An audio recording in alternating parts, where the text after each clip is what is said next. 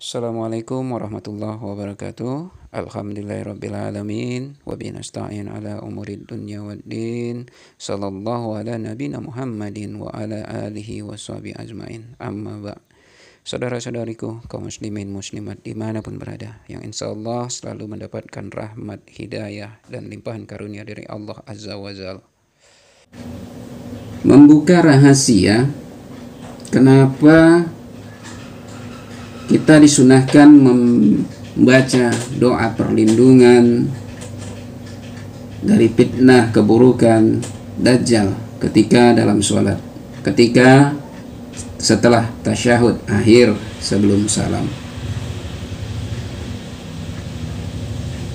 Bahwa ada suatu doa yang biasa dibaca Nabi SAW ketika dalam sholatnya. Dalam riwayat Ummul Mukminin dari Aisyah radhiyallahu anha, ia berkata bahwa Nabi SAW biasa meminta perlindungan dengan membaca Allahumma inni a'udzubika min fitnatin nar wa min azabin nar wa a'udzubika min fitnatil qabri wa min a'udzubika min azabil qabri wa a'udzubika min fitnatil ghani wa a'udzubika min fitnatil faqri wa a'udzubika min fitnatil masihid dajjal. Ya Allah, aku berlindung kepadamu dari fitnah neraka dan siksa neraka, dan aku berlindung kepadamu dari fitnah kubur dan siksa kubur. Aku berlindung kepadamu dari fitnah kekayaan, dan aku berlindung kepadamu dari fitnah kefakiran, dan aku berlindung kepadamu dari fitnah Dajjal.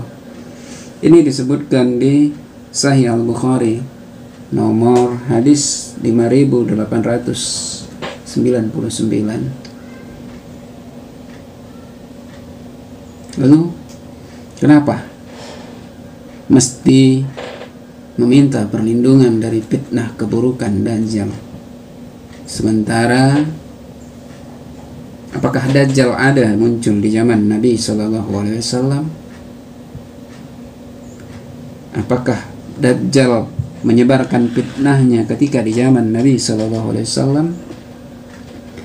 Apakah umat sebelum kita setelah zaman Nabi SAW dan para sahabat yang mengamalkan sunnah ini, apakah mereka bertemu dengan Dajjal? Apakah mereka mendapatkan fitnah Dajjal? Allahu a'lam. Nyatanya Dajjal akan muncul di akhir zaman.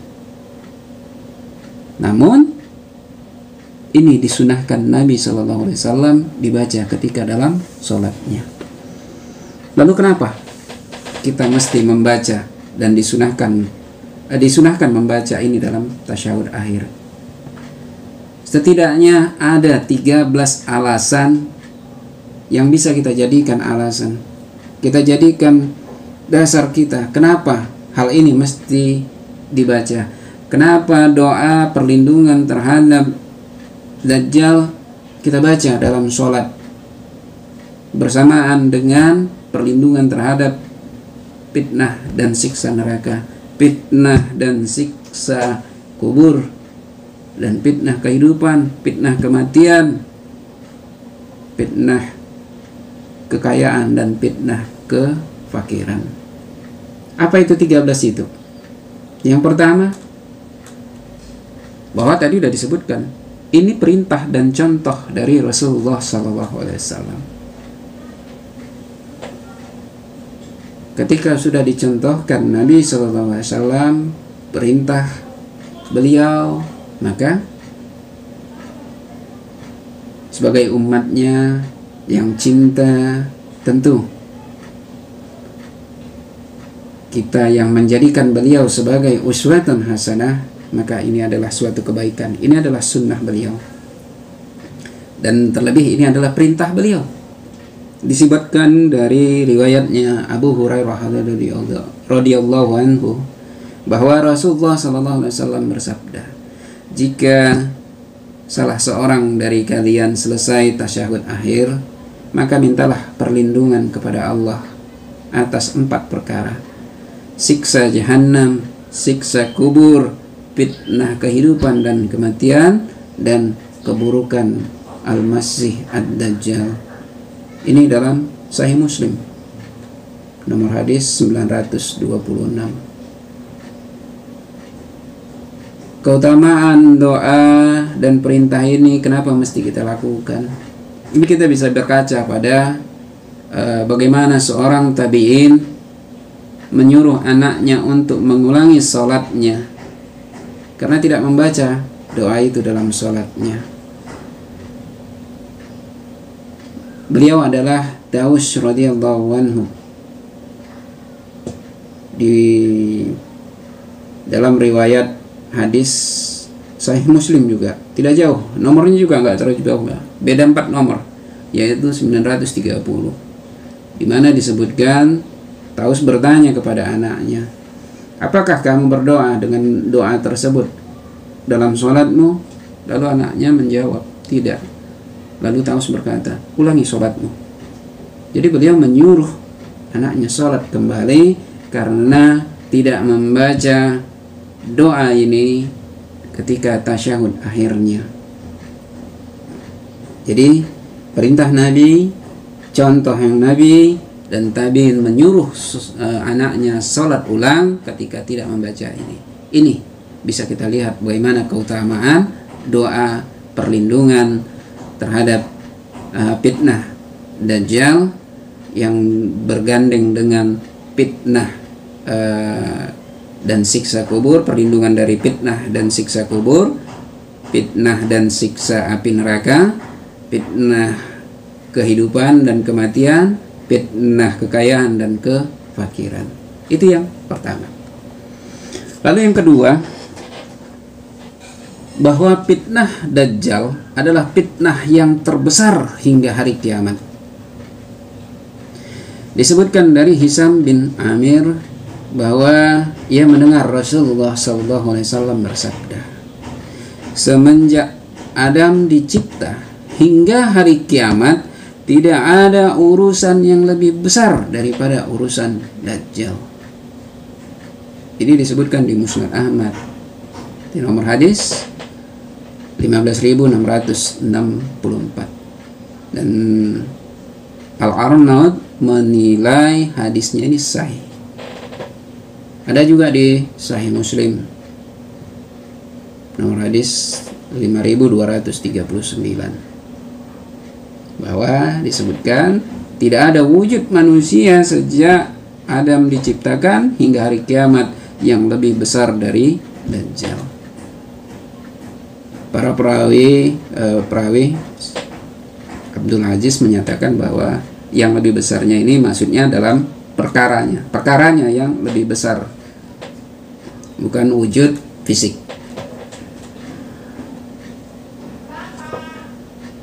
Oleh karena itu tidak ada nabi yang tidak memperingatkan umatnya tentang fitnah Dajjal. Ini juga disebutkan bahwa Nabi SAW menyebutkan ini dalam Al-Mustadrak ayat 60 di nomor hadis 64 bahwa Nabi SAW bersabda, tidak ada fitnah yang lebih besar dari fitnahnya Dajjal hingga hari kiamat. Tidak seorang nabi pun melainkan dia telah memperingatkan kaumnya, dan tidak aku beritakan kepada kalian sesuatu sebagaimana yang telah diberitakan pada nabi sebelumku. Jadi fitnah Dajjal sudah merupakan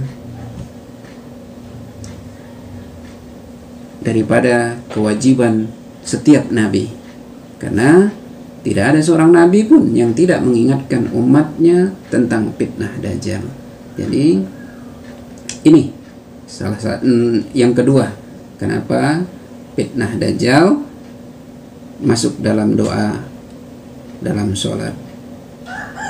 Di samping itu ketika kita menggunakan fitnah Dajjal sebagai ukuran fitnah tertinggi, maka kita akan terhindar dari fitnah-fitnah yang lainnya. Kita akan lebih mudah menghadapi fitnah-fitnah yang lainnya. Kalau bahasa para pendidik, para motivator, ini biasa menyebutnya ini adalah role model. Ketika kita menggunakan role model yang tertinggi, maka kita akan lebih mudah menghadapi ketika ada yang di bawahnya. Makanya kita ambil fitnah, permohonan fitnah yang terburuk, terbesar, maka insya Allah untuk fitnah yang lainnya kita akan dimudahkan. Ini hampir mirip seperti ketika kita mewujudkan cita-cita, mencapai tujuan, memberikan target tujuan suatu kita. Misal cita-cita pribadi aja dulu, gak usah jauh. Sama halnya seperti pepatah, gantungkan cita-citamu setinggi langit. Maka ketika pun agak meleset, kita masih di ufuknya, masih di atasnya, maka tidak akan mengecewakan. Itu juga ketika kita membuat visi itu jauh di atas ke depan, walaupun nanti belum tentu itu dapat tercapai, tapi setidaknya itu menjadi garis tujuan sejauh mana yang harus kita capai. Hal ini sejalan dengan bagaimana juga Nabi SAW, bagaimana kita untuk menggapai surga, menggapai tujuan kehidupan akhirat kita. Bahwa Nabi SAW juga menyebutkan, ketika kita bermohonan untuk surga, maka pilihlah surga Firdaus. Karena Nabi SAW bersabda, sesungguhnya di surga itu ada 100 derajat. Jadi di mana jarak antara tiap derajatnya itu seperti jarak langit dan bumi. Untuk itu, bila kalian minta kepada Allah, maka mintalah surga Firdaus, karena dia adalah surga yang di tengah dan paling tinggi. Ini di Sahih Al-Bukhari.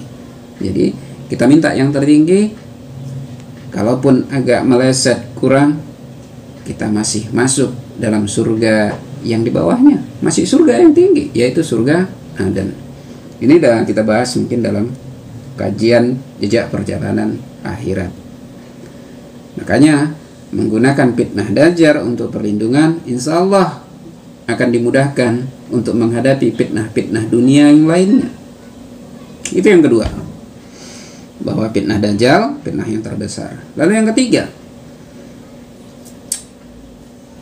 Dajjal muncul di akhir zaman sebagai tanda akhirat, sebagai tanda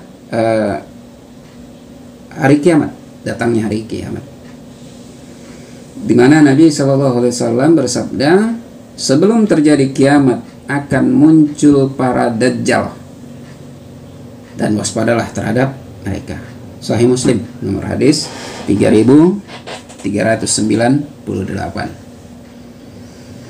Jadi Dajjal ini sebagai tanda datangnya hari kiamat. Bahkan dalam hadis Sahih Muslim yang lain disebutkan bahwa munculnya Dajjal sebagai salah satu dari 10 tanda datangnya hari kiamat.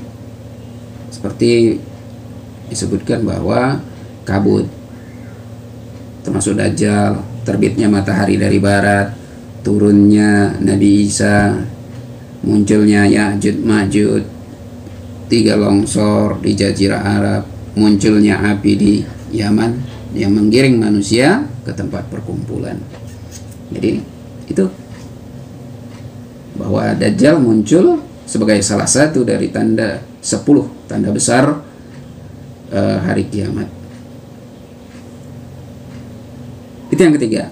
Yang keempat bahwa ini juga persiapan. Ketika kita tadi sebutkan ini jadi role model, bahwa kita akan bisa menjadi lebih mudah ketika kita mohon perlindungan yang tertinggi, maka kita juga akan diberi kemudahan untuk menghadapi fitnah yang di bawahnya. Fitnah apa? Bahwa disebutkan Nabi SAW dalam Sahih Muslim nomor hadis 5205 bahwa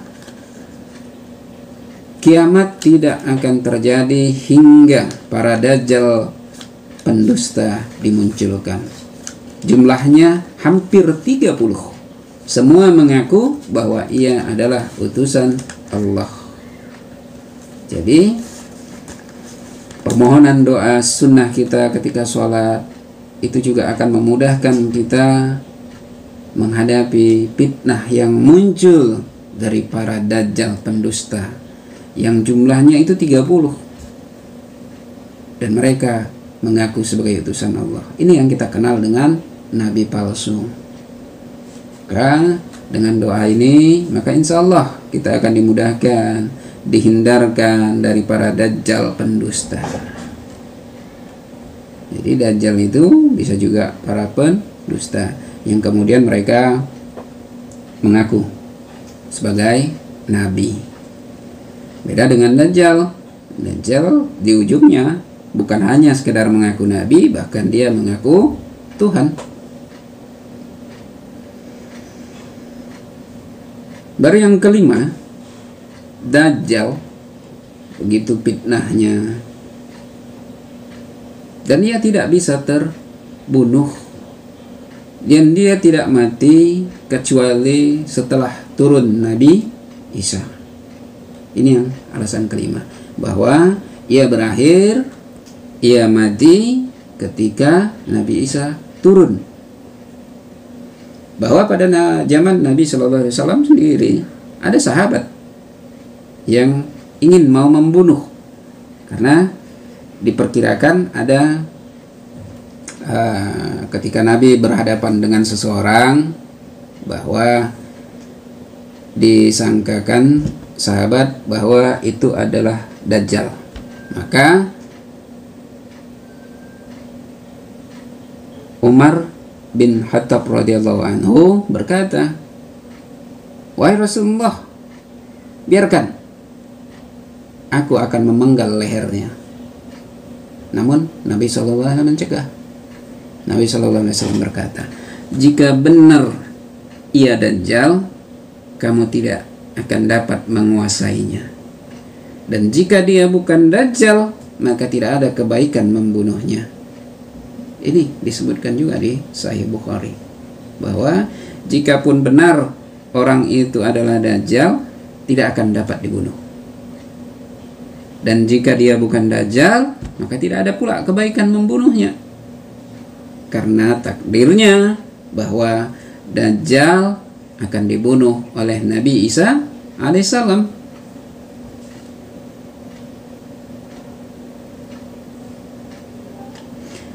Baru yang selanjutnya yang keenam, bahwa fitnah dajjal itu sama seperti fitnah kubur. Terbayang oleh kita bahwa fitnah dajjal itu sama seperti fitnah kubur, di mana fitnah kubur kita tidak mempunyai kemampuan apa-apa dan kita hanya berserah diri, pasrah, diam, tidak bisa apa-apa. Karena kita sudah mati, kita sudah meninggal. Dan seperti itulah bayangan fitnah dajjal, dahsyatnya fitnah dajjal. Fitnah dajjal seperti fitnah kubur ini disebutkan Nabi SAW ketika terjadi gerhana matahari di Jazirah Arab. Dan ketika matahari sudah mulai nampak kembali, maka Rasulullah SAW bersabda, "Sesungguhnya kalian akan dipitnah di dalam kubur seperti halnya fitnah dajjal." Jadi fitnah kubur itu sama seperti halnya fitnah dajjal. Bayangkan kita bagaimana kejadian ketika di alam kubur. Bagi mereka yang tidak mendapat menjawab 3 pertanyaan malaikat, maka ia akan dipukul dengan palu besi di antara kedua telinganya hingga ia melolong, menjerit. Yang jeritan karena kesakitannya tadi dapat didengar oleh semua makhluk kecuali jin dan manusia.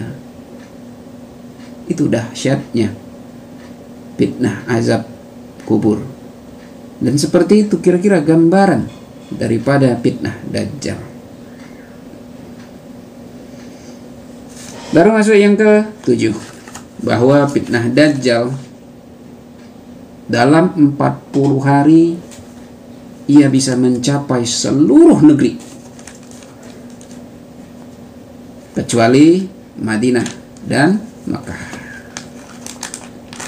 Disebutkan Nabi SAW bahwa tidak ada satupun negeri melainkan dilewati Dajjal kecuali Makkah dan Madinah. Tidak ada satu jalan pun kecuali ada malaikat yang berbaris menjaganya dan datang membawa tanah. Lalu Madinah berguncang 3 kali. Setiap orang kafir munafik keluar meninggalkannya dan menghampiri Dajjal. Ini disebutkan di Sahih Muslim. Ada juga dalam hadis yang lain seperti di Musnad Ahmad disebutkan bahwa Dajjal akan memasuki semua wilayah kecuali 4 masjid, yaitu Masjid Nabawi, Masjidil Haram, Masjidil Nabawi, Masjidil Aqsa, dan Masjid Tur. Ini Masjid Tur belum tahu di mana ini, tapi kalau mengingat namanya ini seperti Bukit Tur, di mana tempat daripada Nabi Musa menerima wahyu. Ini disebutkan di Musnad Ahmad. Lalu yang ke-8 bahwa kecepatan Dajjal itu seperti hujan yang diakhiri angin. Jadi itu demikian cepatnya. Hujan diakhiri angin. Di mana Nabi SAW pernah menjawab bahwa kecepatan Dajjal di bumi itu seperti hujan yang diakhiri angin. Ia mendatangi kaum dan menyeru mereka. Mereka menerimanya. Ia perintahkan langit untuk menurunkan hujan. Lalu langit pun menurunkan hujan. Ia perintahkan bumi untuk menumbuhkan tumbuhan, maka bumi mengeluarkan tumbuh-tumbuhan. Jadi begitu cepatnya ia mendatangi bumi, begitu cepat juga ia memberikan apa yang diminta, itu dikabulkan.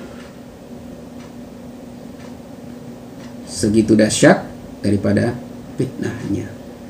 Dan fitnahnya ketika ini yang ke-9, bahwa kemunculan Dajjal itu di hari pertamanya itu tadi disebutkan bahwa Dajjal datang di 40 hari. Namun dalam 40 hari itu, 1 hari pertamanya itu sama seperti setahun. 1 hari keduanya itu sama seperti sebulan. Baru hari ketiganya itu sama seperti 1 pekan. Baru hari-hari selanjutnya itu sama seperti hari-hari kalian. Itu disebutkan Nabi SAW. Jadi lama dia di hadir itu setahun, tambah sebulan, tambah sepekan, tambah 37 hari. Berarti sekitar 1 tahun, 2 bulan, 14 hari. Itu gambaran kira-kiranya. Berarti 1 tahun 2 bulan setengah. Itu kira-kira gambaran Dajjal muncul di tengah-tengah manusia. Dan fitnahnya sangat dahsyat. Itu yang ke-10. Fitnah Dajjal luar biasa.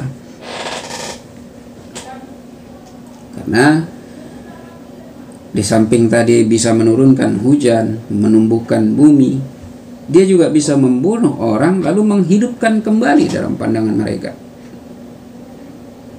Sehingga sampai dia berkata bahwa dia Tuhan. Karena dia bisa membunuh, dia bisa menghidupkan orang itu kembali. Itu fitnahnya yang luar biasa, sampai ia mengaku Tuhan. Makanya Nabi SAW menyatakan untuk kita membentengi diri masing-masing. Nabi SAW bersabda, bukan Dajjal yang aku takuti terhadap kalian, karena jika dia keluar, aku masih berada di tengah-tengah kalian, maka aku akan menghadangnya hingga ia tidak sampai pada kalian. Dan apabila dia keluar setelah aku tidak ada di tengah-tengah kalian, maka setiap orang dari kalian harus membentengi dirinya masing-masing. Dan Allah adalah khalifahku atas setiap diri muslim. Dajjal adalah seorang pemuda yang rambutnya keriting, matanya juling. Itu disebutkan Nabi SAW tandanya.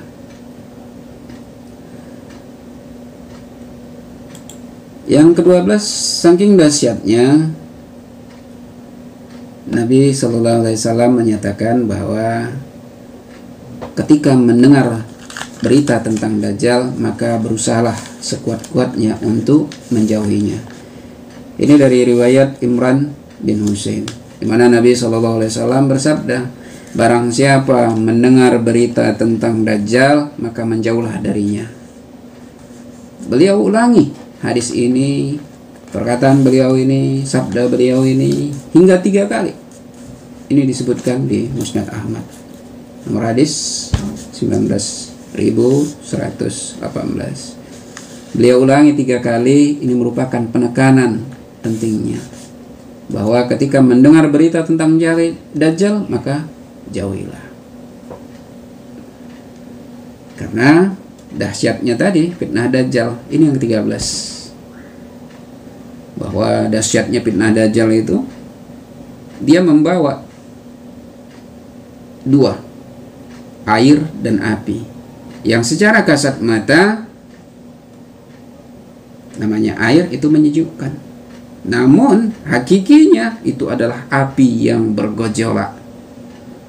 Sedangkan api yang terlihat kasat mata pada hakikatnya itu adalah surga dan kebaikan. Maka Nabi SAW bersabda, berpesan, jika ada yang menjumpainya, maka hendaklah ia menundukkan kepalanya. Tundukkan kepala ketika bertemu dengannya. Pejamkan mata. Lalu ambil api dan minum, karena sesungguhnya itu adalah air dingin. Ini pesan dan sabda Nabi SAW kepada kita ketika kita bertemu. Pejamkan mata.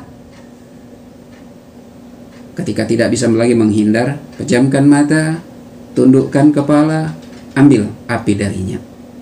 Maka itu adalah air dingin. Itu dahsyatnya fitnah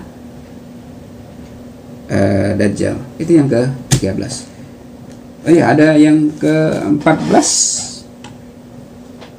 Kita tambahkan aja bahwa ketika berjumpa dengan Dajjal untuk keselamatan, ada yang dipesankan, disabdakan Nabi SAW untuk membaca surat Al-Kahfi. Dan ini berbeda-beda. Ada beberapa hadis yang berbicara tentang surat Al-Kahfi ini. Dan ini berbeda peruntukannya, tidak perlu dipersoalkan perbedaannya ini. Karena kalau kita perhatikan riwayatnya ini, ada yang menghafal, ada yang dibacakan ketika bertemu, sehingga sebenarnya ini tidak bertentangan.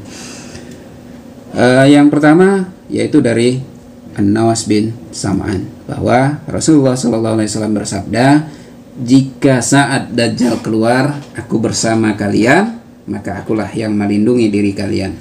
Namun jika ia keluar dan aku tidak lagi bersama kalian, maka setiap orang harus melindungi dirinya sendiri. Allah menjadi pelindung bagiku dan setiap muslim. Barang siapa yang berjumpa dengannya, hendaklah ia membaca awal surat Al-Kahfi, sebab itu akan melindungi kalian dari fitnah.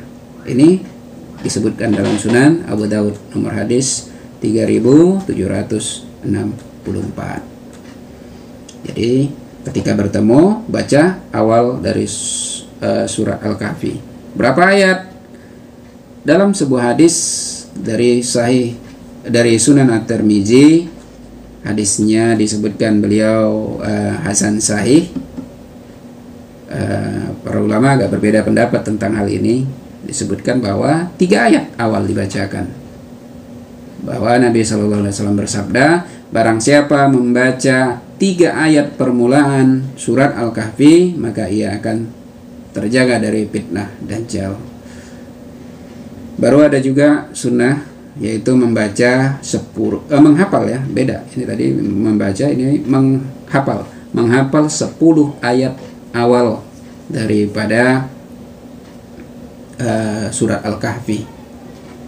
Qala man hafiza asra ayati minal awali suratil kahfi usima min dajjal. Bahwa Nabi SAW bersabda, barang siapa yang menghafal 10 awal dari surat Al-Kahfi, maka ia akan terpelihara dari Dajjal. Ini di Sahih Muslim, di Musnad Ahmad juga terdapat. Dan dalam hadis yang lain disebutkan bahwa ini 10 ayat terakhir, sama dari riwayatnya Abu Darda juga disebutkan bahwa Nabi SAW bersabda, barang siapa membaca 10 ayat terakhir daripada surat Al-Kahfi, maka ia akan terlindung dari fitnah Ad-Dajjal. Ini Musnad Ahmad nomor hadis 26.244, dan di Sahih Ibnu Hibban juga ada di nomor hadis 786. Dan Al-Kahfi ini juga di samping untuk perlindungan daripada fitnah Dajjal, surat Al-Kahfi ini juga disunahkan untuk dibaca di malam Jumat dan di hari Jumat. Di malam Jumat agar kita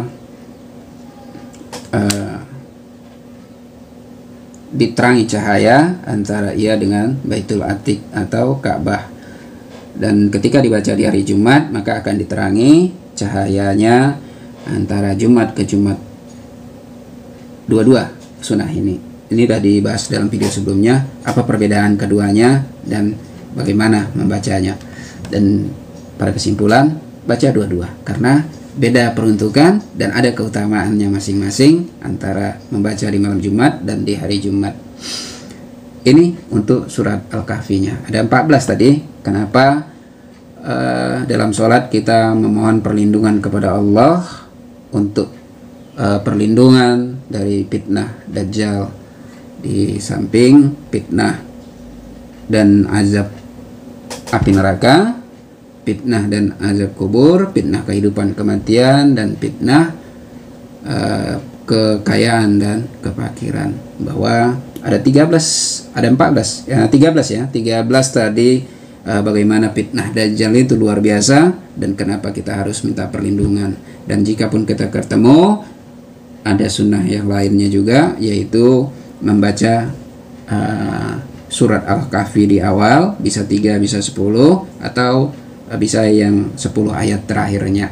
Silahkan, semoga ini bisa menjadi amalan kita untuk perlindungan kita. Bukan berarti kita akan membaca ini, mengamalkan ini, kita akan bertemu dengan Dajjal, belum tentu. Tapi itu juga untuk kebaikan kita, perlindungan antara tadi dah ya sebelumnya.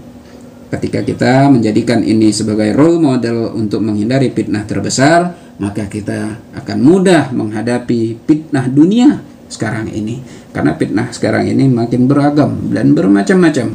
Maka ketika kita mengambil permohonan untuk fitnah yang tertinggi, insya Allah fitnah-fitnah kecil, kedustaan zaman sekarang di era teknologi sosial media ini, kita akan lebih mudah menghadapinya, mensikapinya, dan insya Allah kita termasuk orang-orang yang selamat.